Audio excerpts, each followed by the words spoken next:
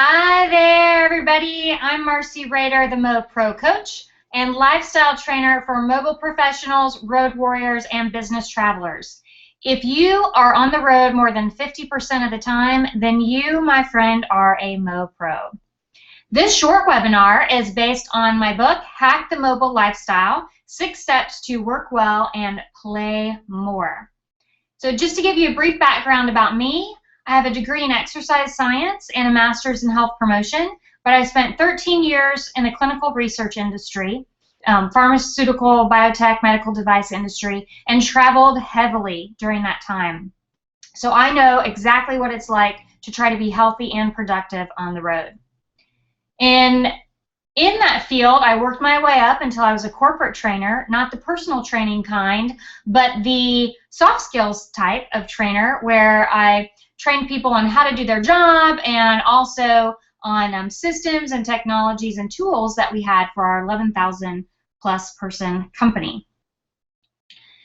During that time, I also was certified as a productive environment specialist because I was totally geeking out on all things productivity, and I realized that it was a passion of mine. And a little over a year ago, combined my love for health and productivity to start my own business, teaching health and productivity to business travelers everywhere. So now I'm sharing what I learned with mobile professionals who want to be healthy and productive, because I don't believe that you can be one without the other. You can't be healthy without being productive, and you can't be productive without being healthy. In March, I released a book called Hack the Mobile Lifestyle, 6 Steps to Work Well and Play More, which is available on Amazon as a Kindle ebook and as a softcover book. And it covers health and productivity hacks in 6 areas: air, hotel, auto, mobile office, parties, meetings, and home. This web series covers each of these areas for 6 weeks. We've already covered air, hotel, and auto, and today we'll cover health and productivity for the mobile office, whether you travel by car, plane, or train. And my book goes a little bit deeper into what I'm talking about. My full-length webinars goes even deeper than the book, and these short webinars just gives you a little taste of each chapter. So one of the things that I want to talk about for mobile office that people can do anywhere that will help them not only with their health but also with their productivity is meditation. Now, I'm not talking about full-on transcendental meditation or even lying down or seated meditation that you have to do in a quiet room with your eyes closed. Those things are wonderful to do. But for some people, as soon as I said the word meditate, you probably thought, not for me. I used to think the same thing. It used to be extremely hard for me to meditate. And I'm just going to flip this camera just a little bit. Okay. But you can start even with 2 minutes. Even with 2 minutes is beneficial for you.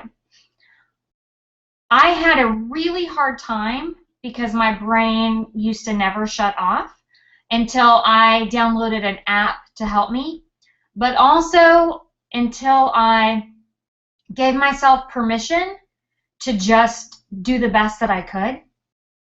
Then I realized that it became easier as I practiced. You know, trying to quiet my mind just became so frustrating that I stopped doing it for a while.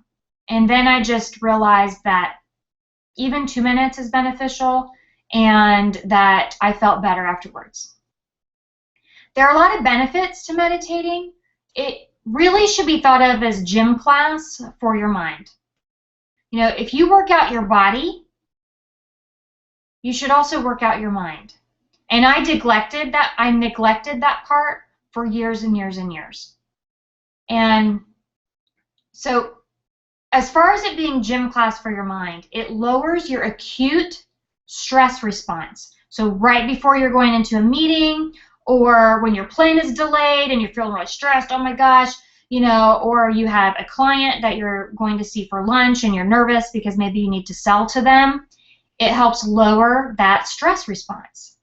It helps with the release of the stress hormone cortisol.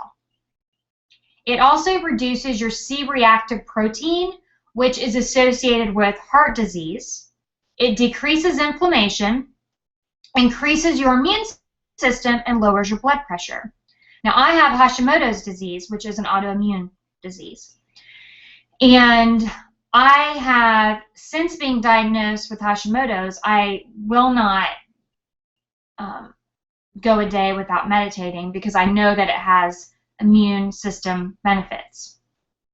I also have a few clients with high blood pressure, and meditation is really something that should be prescribed by a doctor along with whatever pill they're prescribing you. You didn't get that way by taking pills, so you're not going to completely cure yourself by taking pills. It might help you manage it, but it doesn't get rid of it.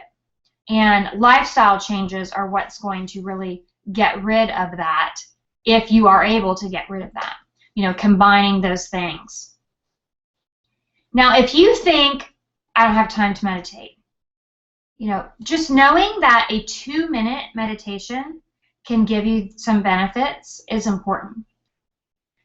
And it's only 2 minutes out of 1,440 in a day.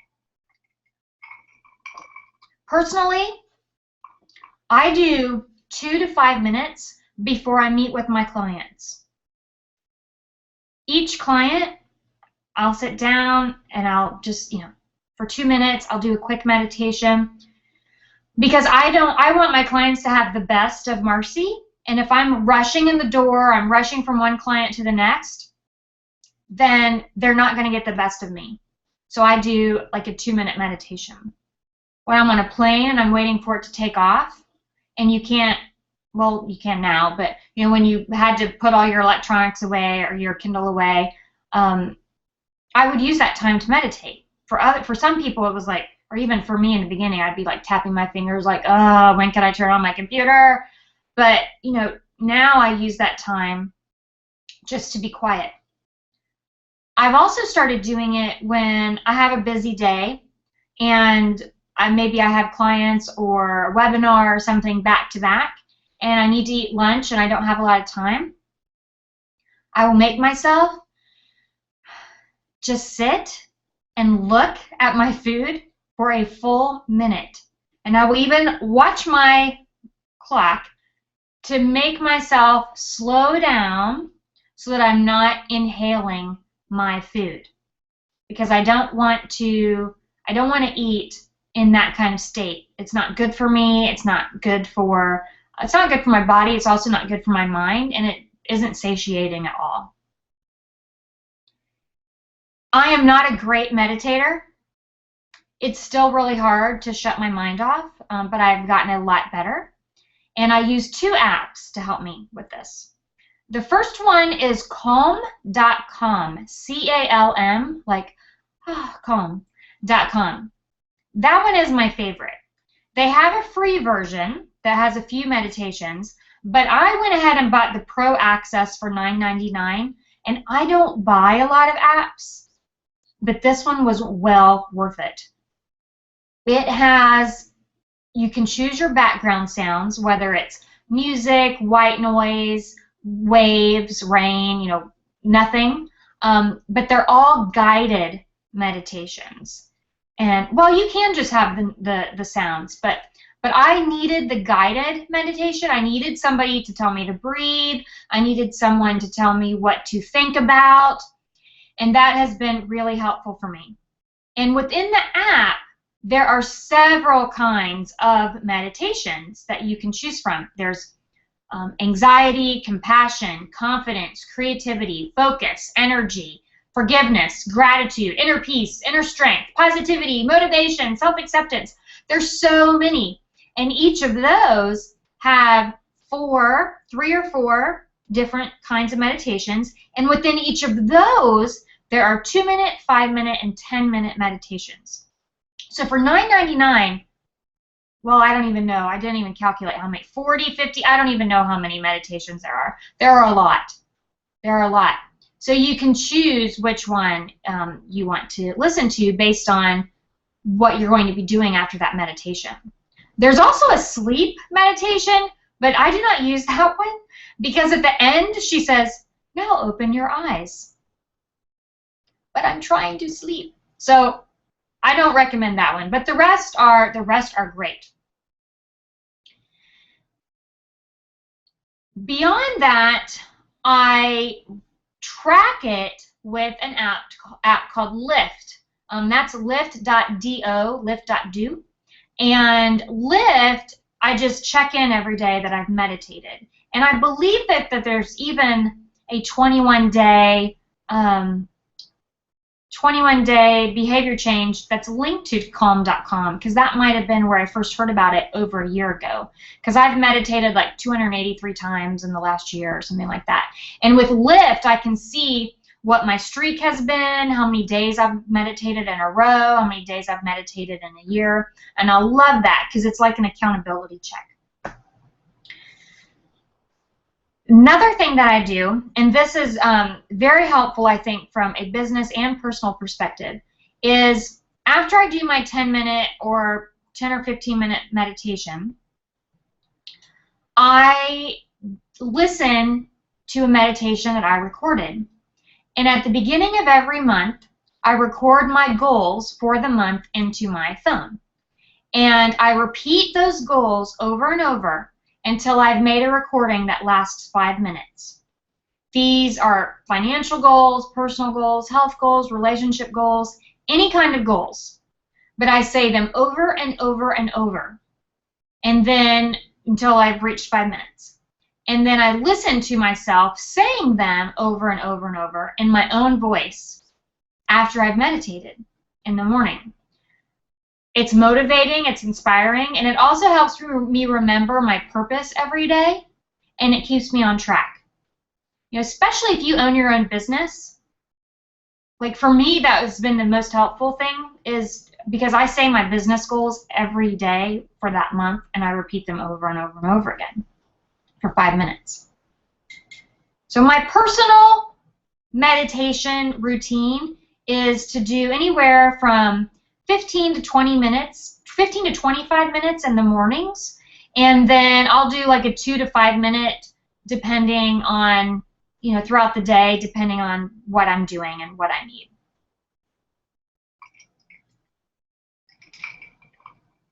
So moving on to mobile productivity.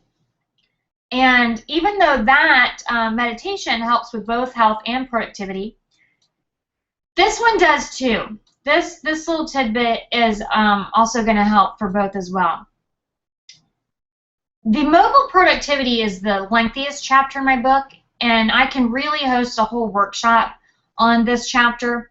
But the biggest thing you can do to affect your productivity, whether you're mobile or not, is to turn off your notifications.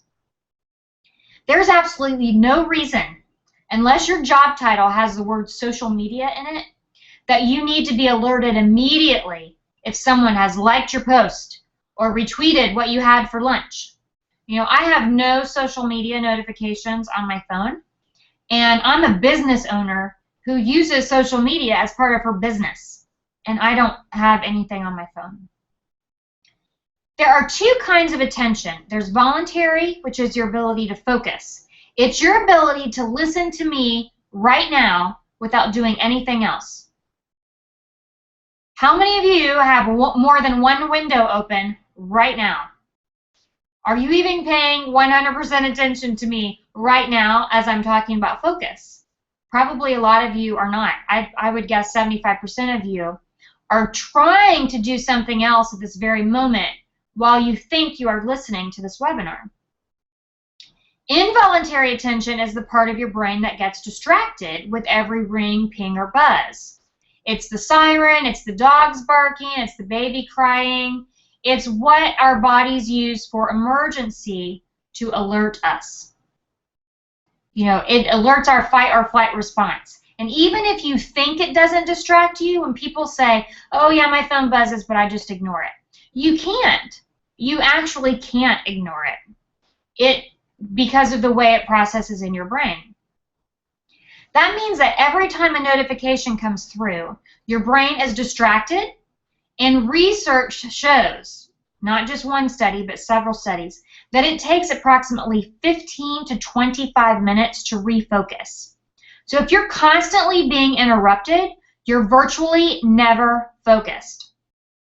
Now, if I had more time, I could go into the science behind this, but you'll just have to trust me on this one. But you should turn off your notifications for your email on your phone and your laptop. You know, what good is it for you to know that another email came in while you're responding to a different email? It doesn't do anything but distract you from the email that you're reading. Anyone that thinks that they are a great multitasker is fooling themselves. And companies that still put it as a job requirement need to get with the science and get out of the 90s, because multitasking is a myth. Dave Crenshaw said it best. Turn it off. So at a minimum, start by turning off the social notifications on your phone. Not just the rings and the buzzes, but the badges too. So badges are the number, when you see the number of emails or Facebook posts or tweets you have waiting to read, turn those off too. All it does is cause you anxiety, and showing you that 20 emails have come in, what does that do for you? And if you don't have the time to process it right then. So let's start with maybe just one. Maybe just turning off your Twitter notifications, or maybe turning off your Facebook, and then move, try a little bit more each week. So I hope you've learned some things today, and you got some good info to start out with, some things to ponder over. But for more hacks, you can go to marcyrader.com or click the link in the description at the bottom of the Hangout for a free video series on hacks related to all the areas in the book: air, hotel, auto, mobile office, parties, meetings, and home. For a copy of the book, there's also a link in the description. And if you're ready to up-level your traveling lifestyle, you can contact me directly at marcy@marcyrader.com. So high five, fist bump. Thanks for taking part in my webinar, and I hope you are working well and playing more.